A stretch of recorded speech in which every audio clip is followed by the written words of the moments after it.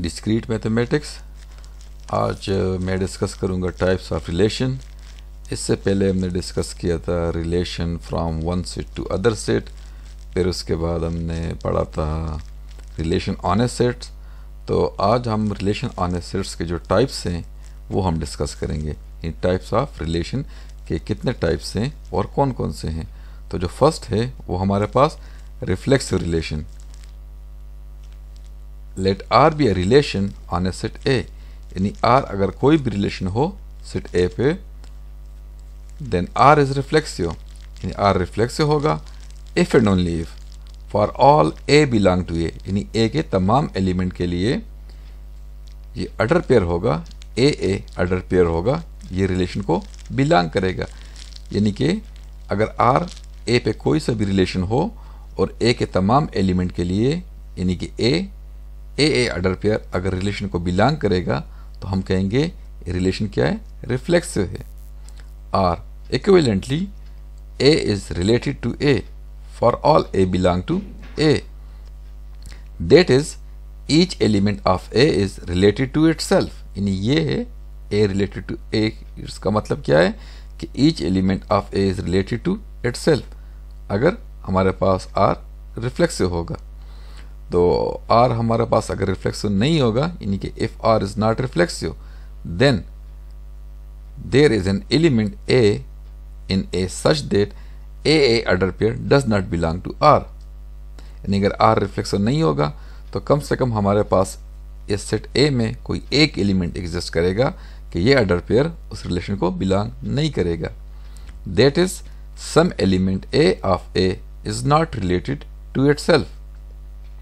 अब कुछ एग्जांपल देखते हैं कि रिफ्लेक्सिव रिलेशन के एग्जांपल किस तरह होंगे। Let A be a set और ये उसके एलिमेंट्स हैं। तो इस सेट पे चार रिलेशन डिफाइन हो चुके हैं, R1, R2, R3 and R4। तो रिलेशन इस तरह हैं और रिलेशन में जो एलिमेंट्स हैं, जो अडर पेयर हैं, वो ये हैं। तो यहाँ पे आप देख सकते हैं कि R1 हमारे पास रिफ्लेक्सिव है since a belong to R1 for all a belong to A. तो देखिए वन के लिए वन अडर पेयर बिलोंग करते हैं R1 को, 2 के लिए टू अडर पेयर बिलोंग करते हैं R1 को, इसी तरह 3 के लिए भी 3 अडर पेयर एंड 4 के लिए भी 4 अडर पेयर R1 को बिलोंग करता है। तो R1 क्या है हमारे पास, रिफ्लेक्सिव रिलेशन है। Second R2 is not reflexive. तो देखिए R2 में इसके लिए जो अडर पेयर है 1 वो बिलोंग करता है R2 को, 2 के लिए ये अडर पेयर बिलोंग करता है R2 को, 3 के लिए अडर पेयर बिलोंग करता है R2 को, बट 4 के लिए ये जो ए में एक एलिमेंट है 4, तो उसके लिए 4 अडर पेयर बिलोंग नहीं करता R2 को। तो इसका मतलब क्या हुआ, R2 रिफ्लेक्सिव नहीं है। Similarly R3 is reflexive. देखिए ए के तमाम एलिमेंट के लिए, यानी R3 is reflexive since a belong to R3 for all a belong to A, यानी 1 के लिए भी अडर 1 के लिए भी, सिमिलरली देखिए 2 के लिए, 3 के लिए और 4 के लिए जो अडर पेयर होगा सेम, यानी ए का अडर पेयर होगा वो R3 को बिलोंग करेगा। R4 is not reflexive. देखिए because 1 does not belong to R4 and 3 does not belong to R4, तो R4 is not reflexive। जो सेकंड टाइप है रिलेशन का वो क्या है, सिमेट्रिक रिलेशन। सिमेट्रिक रिलेशन क्या होता है, तो ये इसकी डिफिनीशन है, let R be a relation on a set A, then R is symmetric if and only if for all A B belong to A। यहाँ पे हम 2 एलिमेंट कंसिडर करेंगे, for all A B belong to A, if A B order pair belong to R then B A belong to R। तो अगर ये condition satisfy होगा किसी भी 2 एलिमेंट के लिए तो हमारे पास वो रिलेशन क्या होगा, सिमेट्रिक होगा। That is if A is related to B then B must be related to A if R is a symmetric relation। Remark, R is not symmetric, यानी R सिमेट्रिक कब नहीं होगा, if and only if there are elements A and B in A such that a b belong to R but b a does not belong to are.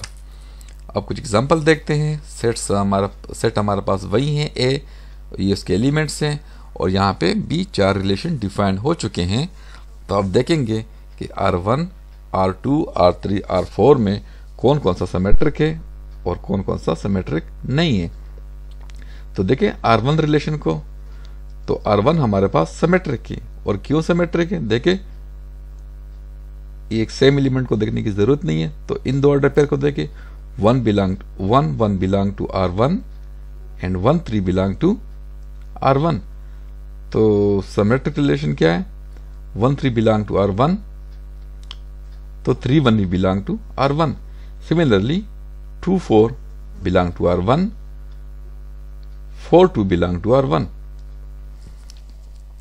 R2 भी हमारे पास symmetric है, तो चूंकि ये same element के साथ है तो ये ट्रिवियली सिमेट्रिक है। R3 is not symmetric. क्यों? देखिए 2 2 के लिए हम देखते नहीं है, 2 सेम एलिमेंट से तो वो अंडरस्टूड है। इस एलिमेंट को देखें, 2 3 बिलोंग टू R3। तो अगर R3 सिमेट्रिक होगा तो फिर 3 2 भी बिलोंग करेगा R3 को। यहाँ पे 3 2 बिलोंग नहीं कर रहा R3 को, तो इसका मतलब क्या है? R3 सिमेट्रिक नहीं है। सिमिलरली 3 4 के लिए 4 3 भी बिलोंग करना चाहिए R3 को। तो यहाँ पे हमारे पास क्या है? R3 सिमेट्रिक नहीं है। R4 is also not symmetric. तो सिमेट्रिक क्यों नहीं है? कौन सा कंडीशन सेटिस्फाई नहीं होता? तो देखिए सेम एलिमेंट है, ये अंडरस्टूड है, ये भी ट्रिवियली बिलोंग करेगा, 3 3 भी सेम है। इस एलिमेंट को देखें, 4 3 बिलोंग टू R4। तो सिमेट्रिक बनने के लिए 3 4 भी बिलोंग करेगा, बट इस सेट में 3 4 बिलोंग नहीं कर रहा। तो इसका मतलब क्या है कि R4 सिमेट्रिक नहीं है। जो नेक्स्ट टाइप है हमारे पास वो है ट्रांजिटिव रिलेशन। उसकी डेफिनेशन क्या है? Let R be a relation on a set A, then R is transitive if and only if for all ABC belong to A. If AB belong to R and BC belong to R, then AC must belong to R. That is, if A is related to B and B is related to C, then A is related to C. In other word, यानी कि इसको further explain कैसे करेंगे? If one element is related to second element and that second element is related to a third element, then if R is transitive, then first element is related to third. Note that ये important note है. Note that first, second and third element need not to be distinct. यहाँ पे जो 3 element हैं A B C belong to A, ये तीनों जरूरी नहीं है कि तीनों डिस्टिंक्ट होंगे, सेम भी हो सकते हैं। तो ये हमारे पास डेफिनेशन है ट्रांजिटिव रिलेशन का कि अगर किसी भी 3 एलिमेंट के लिए अगर A रिलेटेड टू B होगा और B रिलेटेड टू C होगा, then A related to C होगा। ये हमारे पास ट्रांजिटिव प्रॉपर्टी है। Remark, if R is not transitive, यानी कि अगर R ट्रांजिटिव नहीं होगा तो फिर ये कंडीशन सेटिस्फाई नहीं होगा। देखिए R is not transitive if and only if there are elements A, B and C in A such that A, B belong to R and B, C belong to R. Then A, C does not belong to R. यानी अगर R transitive नहीं होगा तो फिर ये belong नहीं करेगा। Example देखें, ये हमारे पास सेट है A और ये उसके रिलेशंस हैं, यानी कि 3 रिलेशन डिफाइन हो चुके हैं और हर रिलेशन के एलिमेंट्स गिवन हैं।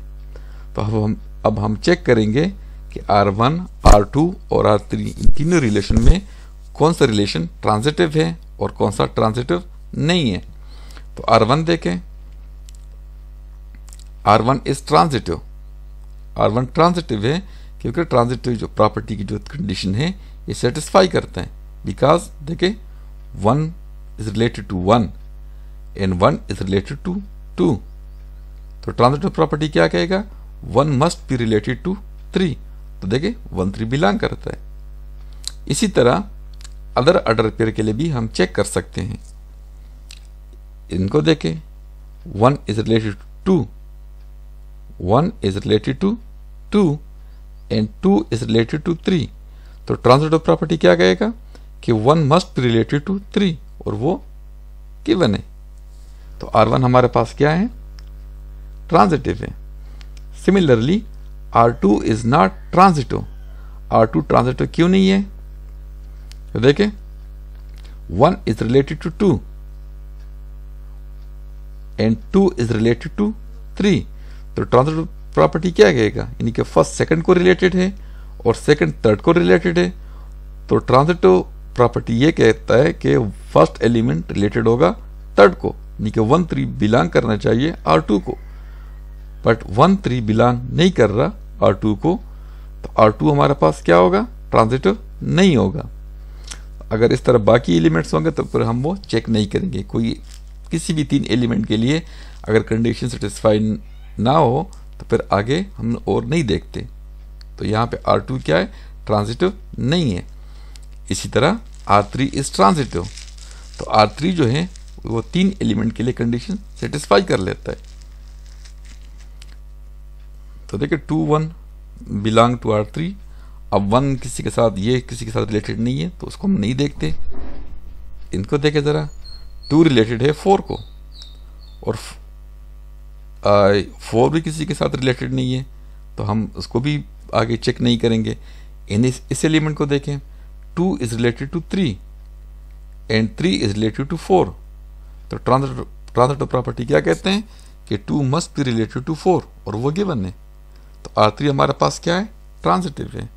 और इसके बाकी एग्जांपल हम नेक्स्ट वीडियो में डिस्कस करेंगे। Thank you.